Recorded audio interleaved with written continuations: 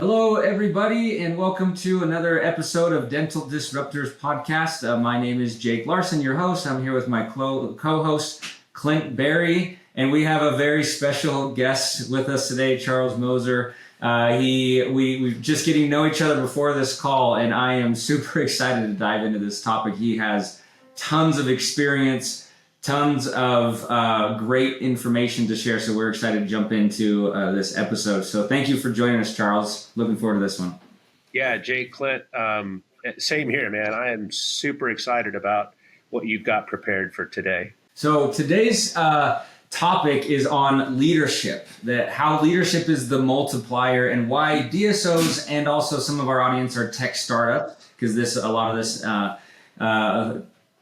is relevant information for any company, really anybody with leadership needs. But why DSOs and tech startups cannot scale without great leadership.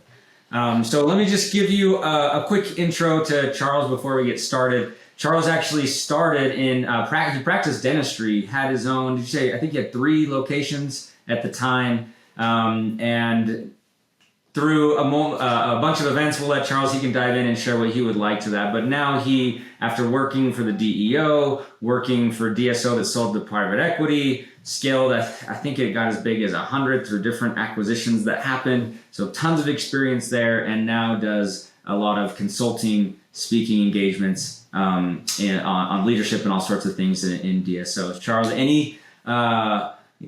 tell us just a little bit about your career, maybe a little bit more in depth from that, just so people get to know you a little bit before we get started. Yeah, sure, Jake. I mean, dentistry was the only thing I ever wanted to do, going back to my early teenage days. Based on what my mother told me, I listened to my mother. It wasn't easy getting where I got, but like you said, ultimately owned 3 practices, made all the mistakes, just like everybody else that's listening to this call. Learned from some of them, and then tragically had an accident that really crushed my operating hand, which took me out of chairside dentistry.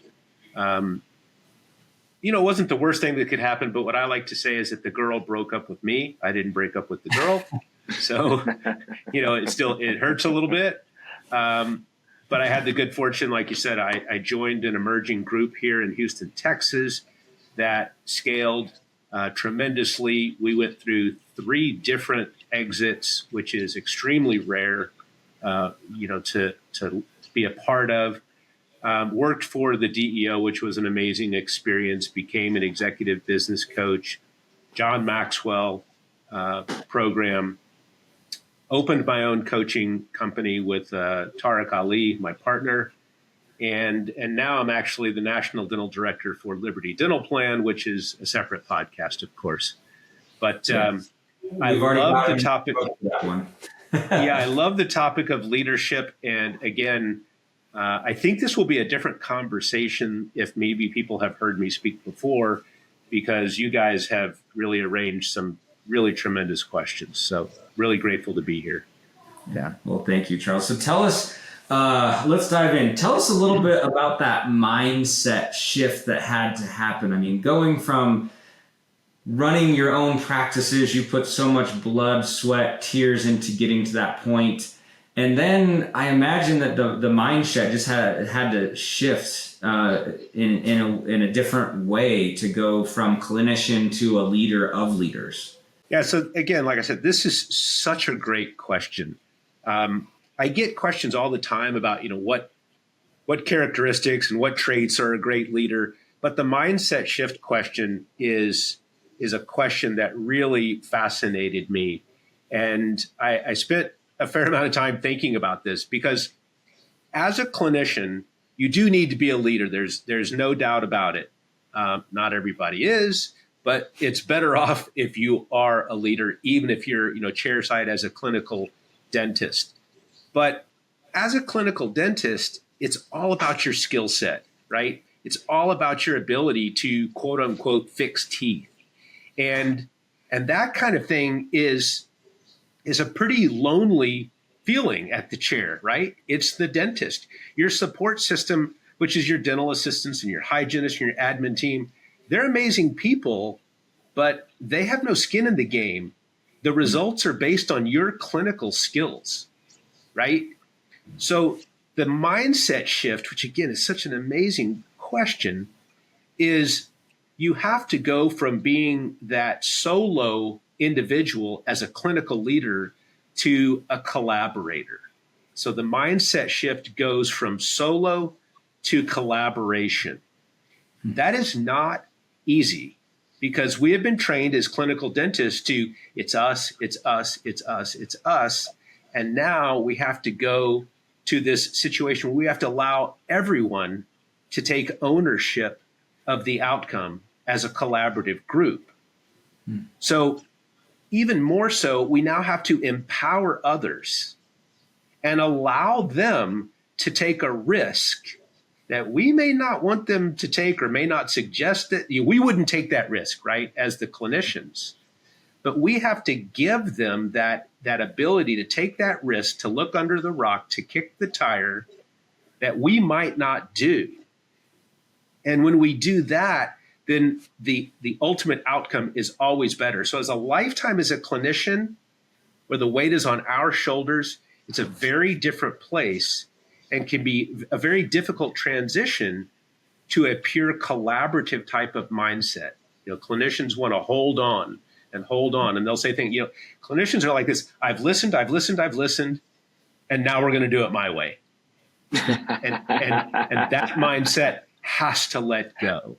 So does that make sense? I mean, that is the mindset shift, I think. Wow. And you had an unfortunate accident which forced you to do this mind switch. But was it still a difficult transition for you, even though you were kind of forced into it? So, I think for me, not so much. This kind of gets into me personally, and my own insecurities and things like that. I was kind of pretty happy to welcome people in because there was so much that I knew that I didn't know. So I was really okay with it. But in general, educated people are the hardest people to lead. Why? Because they know everything, or at least they think they know everything. Yeah. Wow. I love the emphasis that puts on humility and leadership too, right? In order to really empower teammates, you have, there was two words that kept going through my mind as you were discussing that. The first word was fear. I'm sure that a lot of leaders feel there's fear that it's not going to be done correctly if I don't step in and I'm the one, that mindset. You have to have that trust with your team members and be comfortable with those mistakes, understanding that that's going to help those people grow and become better employees, and it's going to rise the whole ship, right? You don't have to carry the burden yourself anymore. But then that humility as a leader to say, you know what, maybe that person might know something that I don't know, right? That's amazing. I love that. And it applies across so many different things in life. It's beautiful. I love it. Yeah. In most areas of business, it's a series of iterations that takes you to the final outcome, right? But in dentistry, we don't finish a crown or a filling or something and look at it and go, yeah, that's not bad. Let's take it out and do it again. But in business, what I learned is that the first iteration is only a way to get to the second iteration, which is the only way to get to the third iteration and the fourth and the fifth, until you're like, you know what? I think we could probably roll that out as a product now. Wow. Big difference. Okay. So more trial and error in the business world than in obviously healthcare. Exactly. Right. Yeah. So in your experience, Charles, what have you seen to DSOs that maybe don't put an emphasis on leadership or don't recognize the importance of it? What happens when that leadership isn't an area of focus or not done well, or what are some of those consequences or things that you've seen? Yeah. So, I think when a lack of leadership will show up in a few places, right? And if you're not a leader and you're listening to this, then you might recognize some of these things. And if you are a leader and you're listening to this, then you should be looking for these types of things. But the first thing that happens when you lack leadership is there's no clarity of the mission or the vision, right? Mm-hmm. There's no real understanding of where are we driving? You know, what we're on a road, but where are we going? And what I tell my clients is that the leader's job is to bang the drum. Now, depending on what chair you sit in, could be a different drum that you're banging, right? The CEO is banging the drum of the mission and the vision.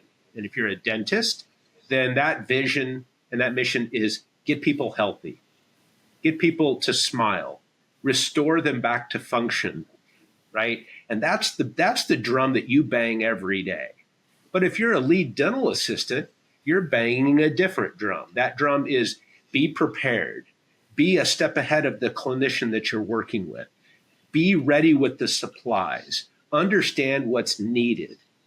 And again, a lead hygienist is banging a different drum. The admin person is banging a different drum. And like you were saying, Jake, it transcends any business, right? Mm-hmm. The leader has to bang the drum every day.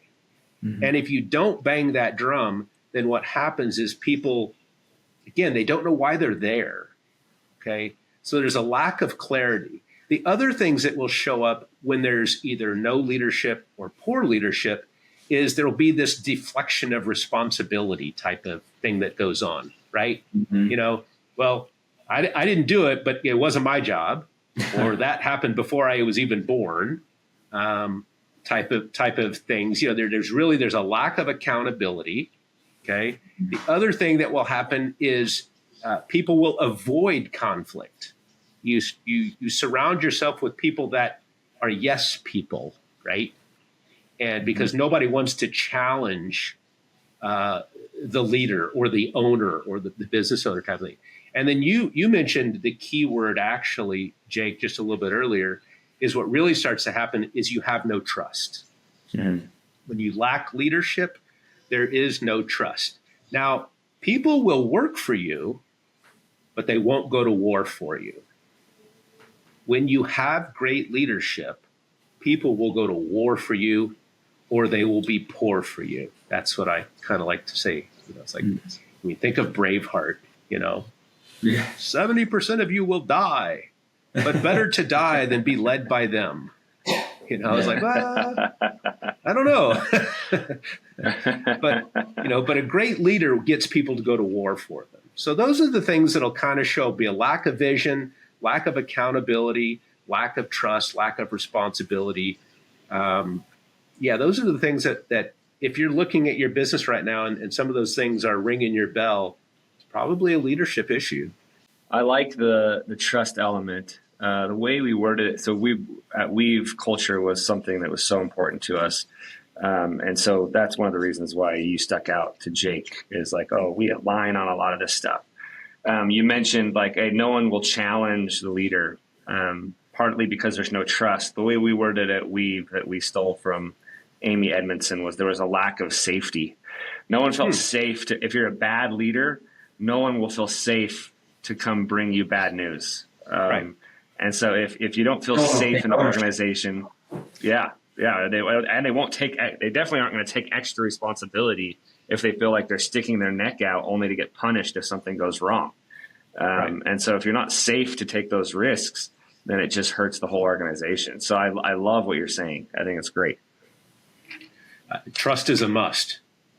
You know, it's simple as that. Trust is a must. Put it up on the wall. So many good little... Now, developing trust, I mean, again, separate podcast, right? Because it's simple but not easy, if that makes sense. Yeah. It is. It's very challenging to lead in a way that facilitates a great culture and trust. It is not easy. So let's talk about, Clint kind of went down the path of culture and how the leader sets the vision and the culture. So let's talk about culture as an operating system. And what have you seen in your own experience leading and also in the consulting work that you do? for core values and setting the vision as in leadership as a tool to help businesses in general scale? Yeah, especially in dentistry. I mean, I'm a big core value, kind of geek, if you will. I get into all that. But I think that for the most part, especially the DSOs, the work is incomplete. They've got these core values and they've put them up on a wall, and maybe they bang the drum a little bit, but the teams aren't connected to them. And I think the thread that needs to be woven through all this is that it's the demonstration of the core values that creates the culture. Now, you can work it backwards, right? You can say, we want a culture of teamwork. We want that to be part of our culture. Okay, then teamwork has to be one of your core values. But teamwork is a big, hairy, audacious word and means so much to so many people, and it's different, right? To some, teamwork might be, hey, let me stay out of your way and let you take care of this. I mean, that might be somebody's version of teamwork. Don't interfere, right? Mm-hmm. Somebody else's version of teamwork may be, hey, I've got your back. If you need anything, just ask. Somebody else's version of teamwork might be, Clint, do you need anything before I leave? Are you good? And so just the word teamwork is not enough. You're not finished. You need to drill down on each one of those core values to make sure that everybody on the team understands how that core value is to be demonstrated at each different part of the company: admin, clinical, hygiene, tech, development, business development, right? All those people need to understand what each core value means and how it's going to be demonstrated, because the culture, and this is just my version of it, culture is what your customer sees and feels when they walk through the door. I mean, it's kind of a poor man's way to think about it, if you will. When you walk into Starbucks, when you walk into Apple, when you walk into Nordstrom's, you see it and you feel it immediately. And whatever that is, that's the culture. And that culture was created by the core values that people are demonstrating, and the beauty of, the way they've set up their businesses and things like that. I love that word demonstrating that you just used, right? And I think it goes back to what you said at the beginning of people go halfway there as a leader in establishing the vision or the core values, whatever those things are. Some people might think that it is just the poster on the wall, or starting every company meeting by repeating or who knows what people would do to just like say these are our values. But until it's actually demonstrated and it's part of the fibers of the organization, you're only halfway there. Yeah, it's not a cult, right? Like you said, that something that we just repeat over and over again. It's not a cult. It's when I say in front of a patient, Clint, hey, before I take off, do you need anything that I can help you with? And that patient hears that, and they're like, man, you guys working as a team here. Ta-da, guess what? I mean, hello. Then that's your culture, right? Yeah. But again, these words come up like honesty, integrity, character, teamwork. It's like, give me a break. I mean, if you don't have integrity and you're not honest, hopefully you didn't pass the interview process, right? We don't have to put that up as a core value. Don't waste your time with that one. Clint, you said it earlier. Courage is one of my favorite core values. Is have the courage to stand up and say, I think you're about to drop the bomb in the wrong place. And there's some great stories about that. I've got a very close friend that was in the Navy for 32 years. People should be allowed to stand up and say, I don't think you want to push the button just yet. We're not over the target. And if the captain or admiral is so arrogant to think that they've always got it right, disaster happens. Wow. So maybe we don't want to dive too much into the weeds here, but from like applying what you're saying here, I think the first step, what I'm hearing from you, to correct me if I'm wrong, is the cultural value words are not enough. First of all, you need a deeper definition, right? And so maybe it's like a paragraph with each one, whatever.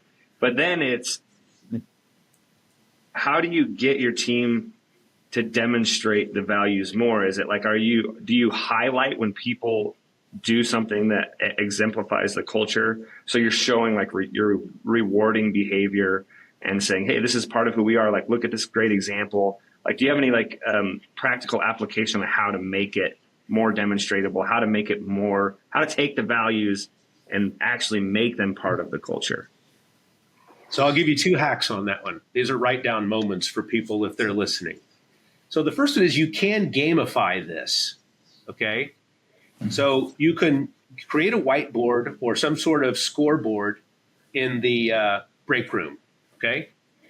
And I get 1 point for recognizing Clint for demonstrating the core value, and Clint gets 2 points for being the person that demonstrated the core value. Ooh, I like it. What I've made is a contest where the team wants to demonstrate the core value and other people want to recognize it because we all get points. And at the end of the month, you do whatever you want with the points, right? You can put a dollar amount to them. You can put a party to them. But that keeps people interested in demonstrating the core value and then recognizing other people for doing it. The other way to make this really cool is make an acronym out of your core values and embroider it on your scrubs or on the neck of the lapel of your lab coat. Put it as your signature in all of your emails. Put it on your wall. For instance, let's say GRIT was your acronym. And GRIT stands for, the G is I got your back. We don't leave until everybody's been asked if they need help.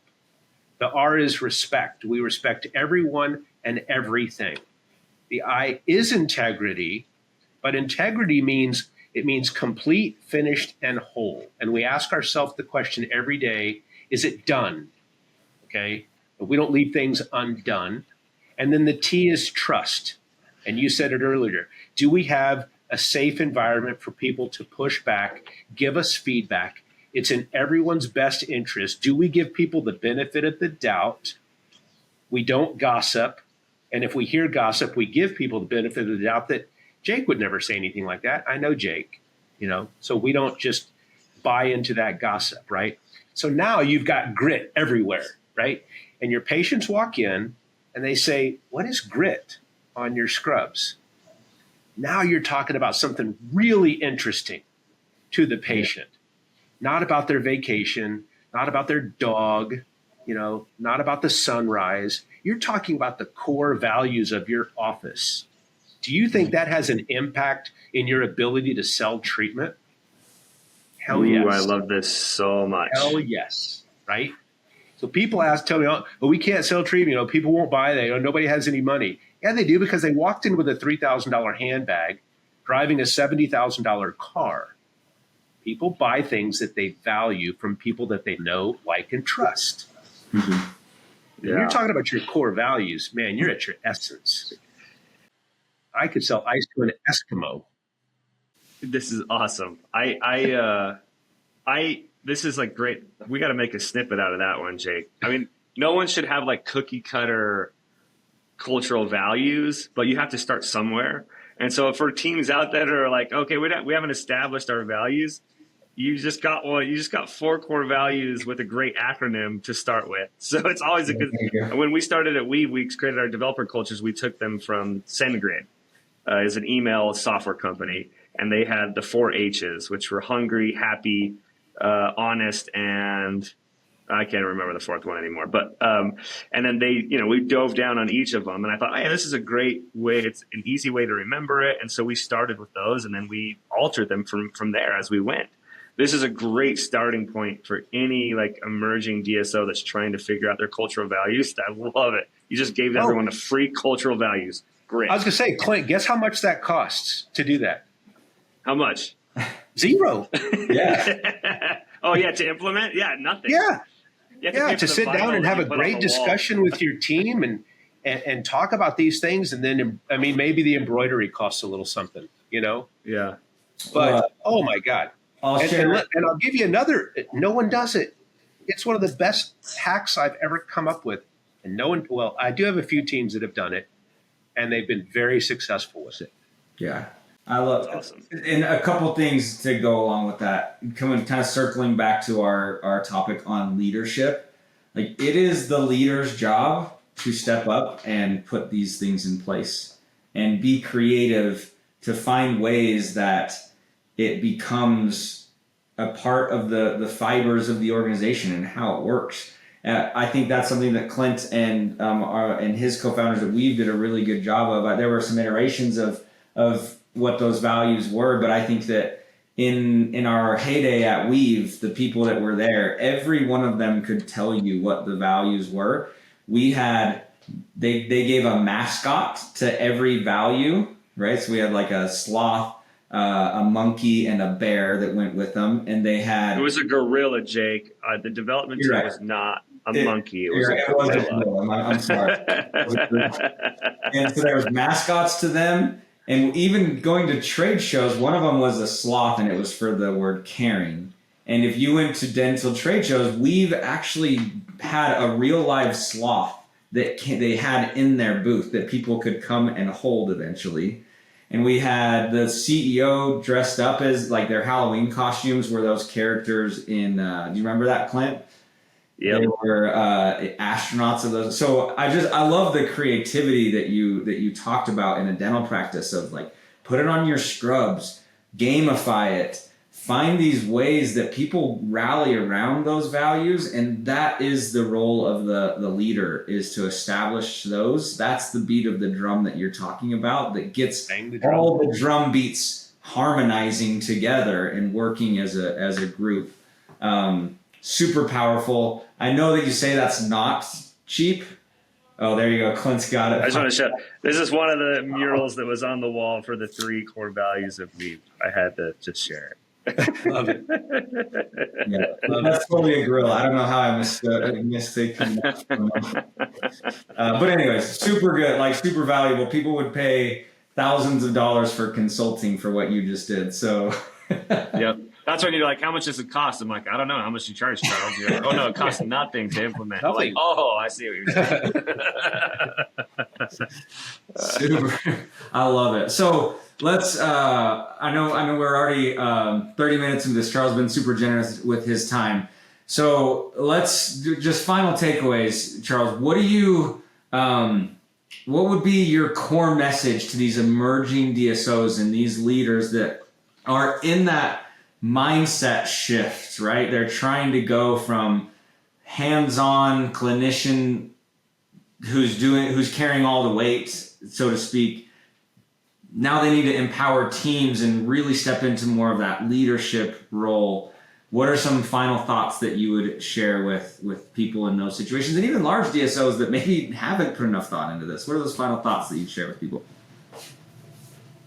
So nothing happens without the recognition that something needs to happen. That sounds stupidly obvious, right? Okay. But where I'm going with that is everything starts with self-awareness. Because until you become aware of something, you can't address it. Okay? So yeah. I think that the first thing I would ask people to do is to figure out how to increase their self-awareness. And there's a question that I like to ask, and I tell my clients to work on this every day, multiple times a day. You should ask yourself the question, what responsibility did I have in the outcome that I got? And when you start to ask that question over and over and over again, you start to become really self-aware of the things that you did or didn't do or could have done that would have changed the outcome that you got. It's real simple. Jake comes to work late over and over and over again. By the time he's late the third or fourth time, I'm the leader of this organization. Do you think that I have a responsibility in Jake's being late? Of course I do. Of course I do. Because I didn't address it. I either didn't make it clear what the expectation was in the beginning, and I certainly didn't address it when it became a problem. Mm-hmm. So you have to work on increasing your self-awareness. And if you ask that question, what responsibility did I play in the outcome that I got? That's a good starting point to start to increase your self-awareness. The second thing, and this is so hard, is you got to drop the ego. Mm-hmm. You got to drop the ego, and you've got to hire people that are smart in the lanes that you are hiring them to swim in, and let them swim. Yeah. And you want healthy conflict. But what typically happens is the interview process, Clint comes in, we have a lot in common. He sees things my way. He would do things my way. And I'm like, Clint, you're hired. Jake comes in and interviews, and I'm like, no, I don't agree with Jake. Jake's not hired. So I hire a bunch of mini-me's, okay? And then I become the smartest person in the room, which is the wrong room to be in, right? Yeah. So drop the ego, hire excellent people, allow them to bring healthy conflict to your meetings, maybe sometimes even more than healthy conflict, but duke it out. Yeah. And then let the best idea win. It's meritocracy, right? Mm-hmm. You know, let the best idea win. Run it, test it, get the data, and then decide where you need to make tweaks and changes. But that's my advice to anybody that's starting to lead, starting to open a business, is recognize that you need to increase your self-awareness. Don't shy away from people that are smart in their lanes just because they don't necessarily agree and wouldn't do it your way. Mm-hmm. And then get a coach, and listen to them and speak to them regularly, because, again, you can't be, if you're the smartest person in the room, you're in the wrong room. So you're going to need somebody to tell you, you know, I don't agree with that. And I got plenty of stories that I could tell you about that. So, Charles, I want to just point out something. It'll sound self-serving to say, get a coach, but for you. But here's an outsider perspective. And what I want to say is, I remember when I was CTO and my CEO at Weave said, I'm signing up for this coaching program for CEOs. And then he told me how much it costs. And I was like, this is the dumbest thing I have ever heard. What are you doing? And he's like, I'm doing it. I feel strongly about it. I'm like, all right, dude, we'll just try it for a year. Let's see how it goes. And it made the absolute biggest difference at our company. He not only changed as like a skilled leader, he changed as a person. And I remember when I went to come be co-founder with Brandon, he was our CEO at Weave, I had this list of pros and cons. And on the con side, it's like, he's kind of a hothead. I don't know if I can deal with it. And, you know, in the early days of Weave, it was like, yeah, someone tried to quit. And he's like, you can't quit, you're fired. Like that kind of leader, you know, like takes everything personally. Right. And this coaching system and among other things, but it helped him become a better person and ultimately a better leader. And it was worth every penny. It made our company better, stronger. It helped us with these cultural values, like all these things it did. So I am now like this 100% believer in coaches. We even got to the point where we hired coaches in-house to coach all our employees. That's how much of a believer we became. So it's not self-serving of Charles to say it. This is like an anecdote from our side that is, it can change everything to get a coach. There's not a champion out there that doesn't have a whole box full of coaches. You know, you look at Tom Brady, Novak Djokovic. I mean, and it's not just because they are the best in the world at what they do because of that, because of those coaches that they have. You know, it's not a chicken and an egg thing. Yeah, I love it so much. Charles, for our listeners, how can they follow you, get in contact with you? what would you recommend? Obviously LinkedIn or whatever, but where else could they reach you if they want to learn more about this? You can go to dentalsciencealliance.com. That's our coaching platform. Yeah, I'm all over LinkedIn. I'm all over Facebook. We've got a YouTube page, which is Dental Science Alliance, where I drop these little 3-minute, they're called Chat with Chuck. It's while I'm out walking and I'm all sweaty. And it just kind of brings some weirdness, to people's lives for 3 minutes.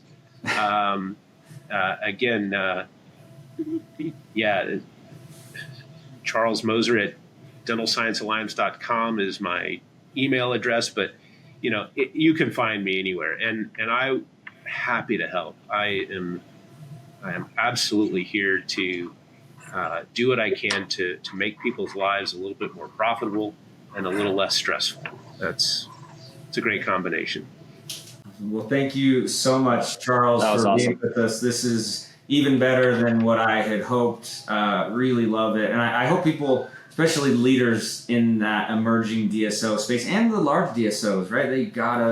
This is something that's so important. And Clint and I have seen it firsthand scaling Weave. We see it with what we're doing at Call. We talk about it all the time. So we're just so grateful that you were willing to take some time with us today. And I'm 100% going to take you up on another episode for some other cool disrupting things that we discussed prior to the call. So for our listeners out there, you'll probably hear from Charles again here in the future. So thanks so much, Charles, for being with us. Thanks, everybody, for listening to this episode. And stay tuned for our next episode. Thanks so much, everybody.